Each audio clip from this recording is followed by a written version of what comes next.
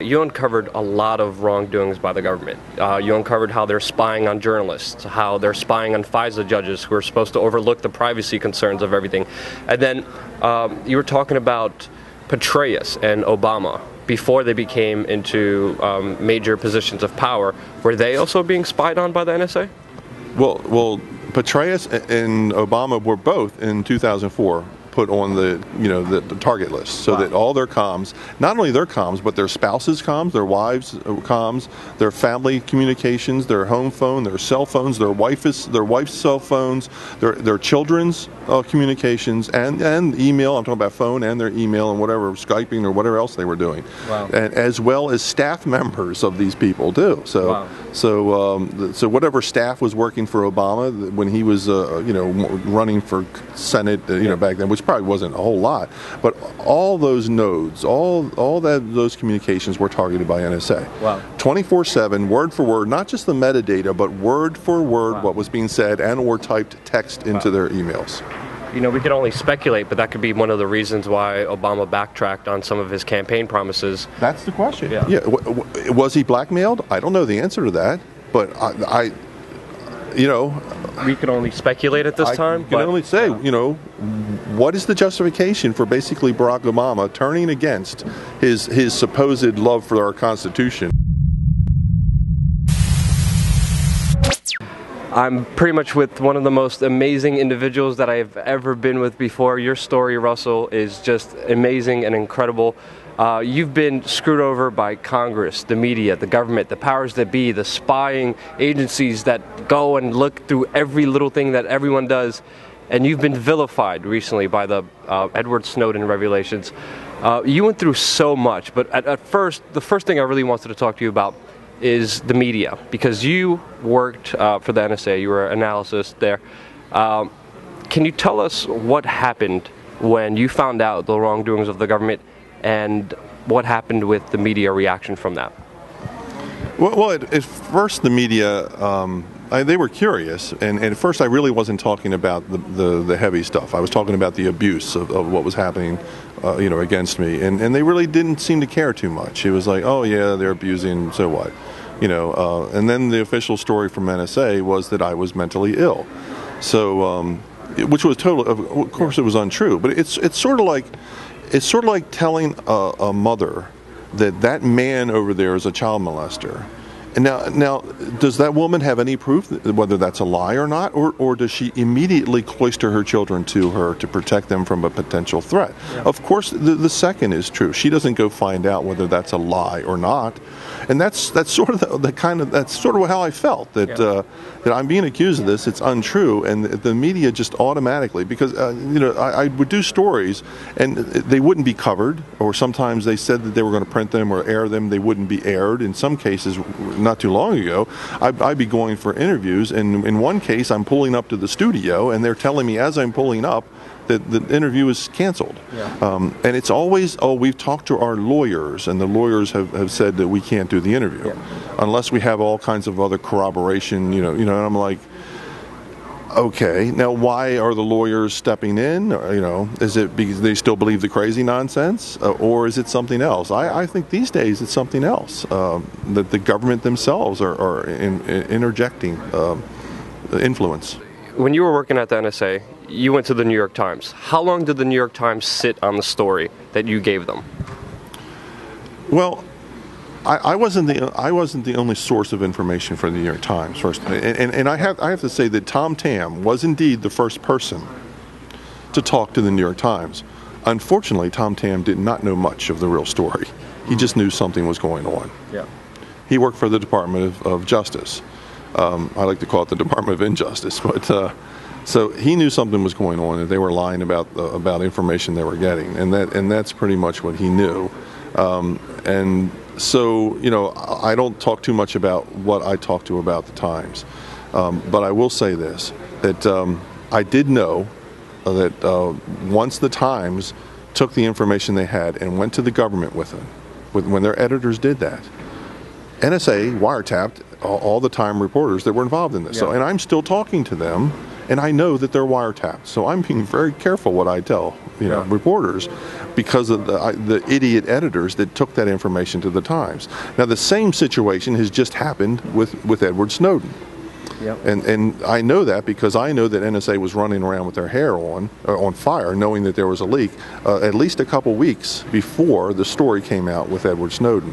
So they knew, and I think the way they knew was because Bart Gellman and the the Washington Post went to the government and said, we have this story. Now, do I think they said, and it's from this guy Snowden? The answer is no. Otherwise, the security office at NSA wouldn't be running around trying to figure out who the leak was from. Yeah. But they went, and the response immediately was to go on the witch hunt for who the source was. Even before the story broke. Even before the story broke, and probably before Mr. Snowden was in a position where he could go to safety.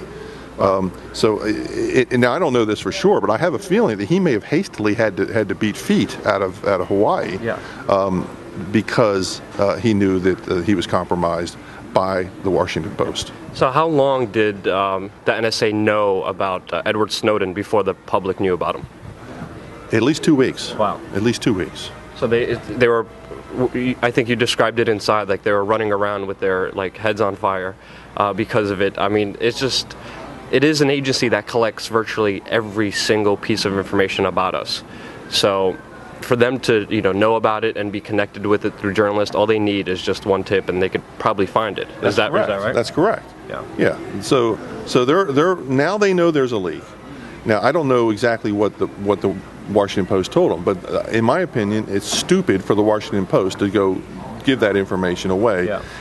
And of course the natural response, you think if when they called, I don't know, the White House or wherever they called, that information wasn't going to go immediately to NSA and the FBI? Yeah. Of course it did. Yeah.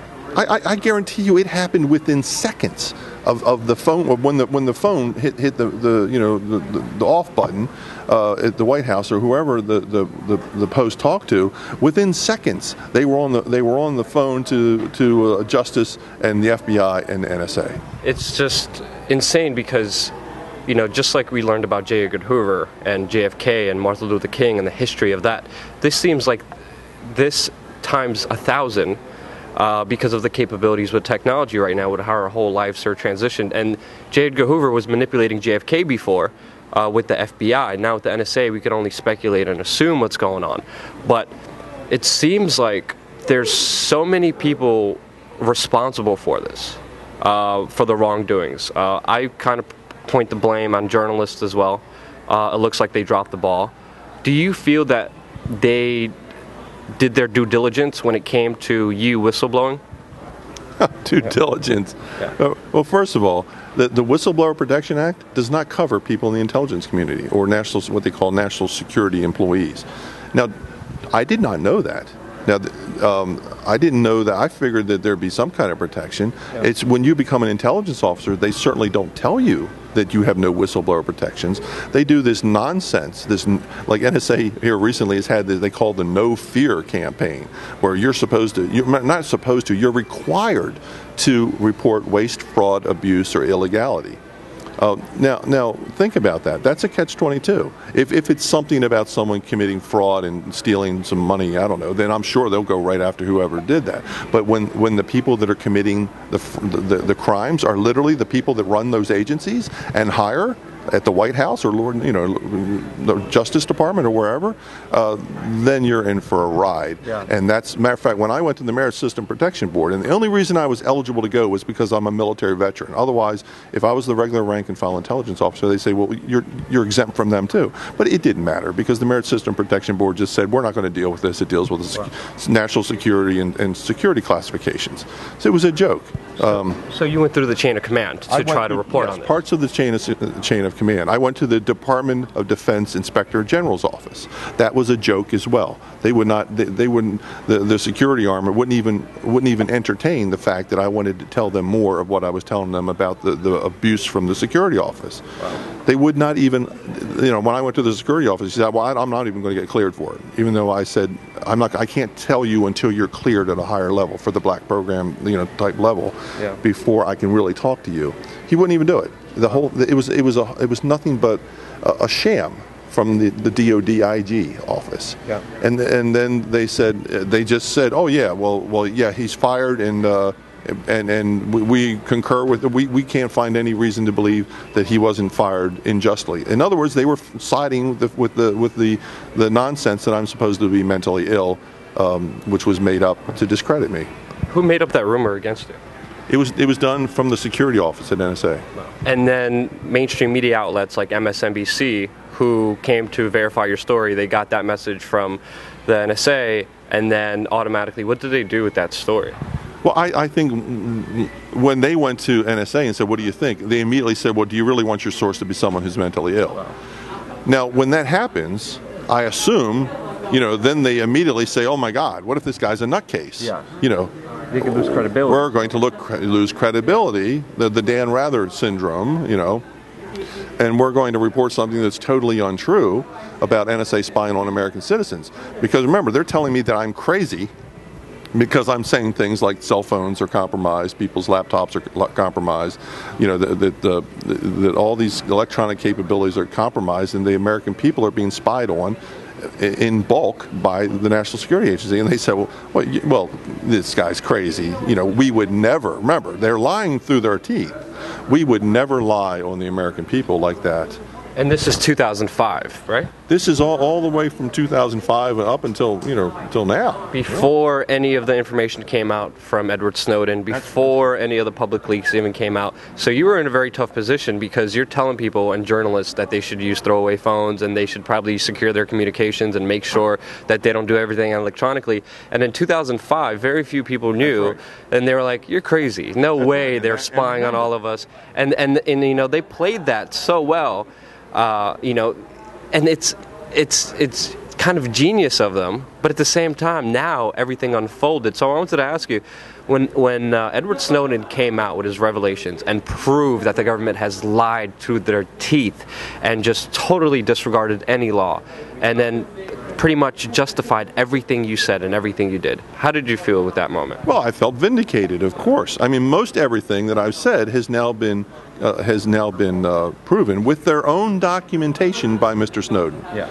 Now, some things that were hidden in the black world still haven't come to light, because I don't think anything Snowden had has come forth and let everyone know that Congress specifically was targeted, which they were, and top level officials, and the Supreme Court was targeted by NSA. Yeah. But in time, that will come out too. So I would say probably 75% of everything I've said has come to be true so far. Yep. So in other words, I'm batting 1,000 right now. And when they called me crazy and they called me a liar, it's proven now that I'm not the crazy liar. They're the ones that were lying.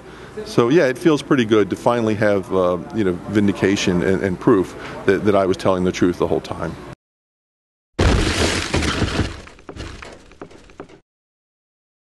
Pertaining to you and everyone you know. And it's what led us to create Touch ID, the largest name-to-fingerprint database in the world.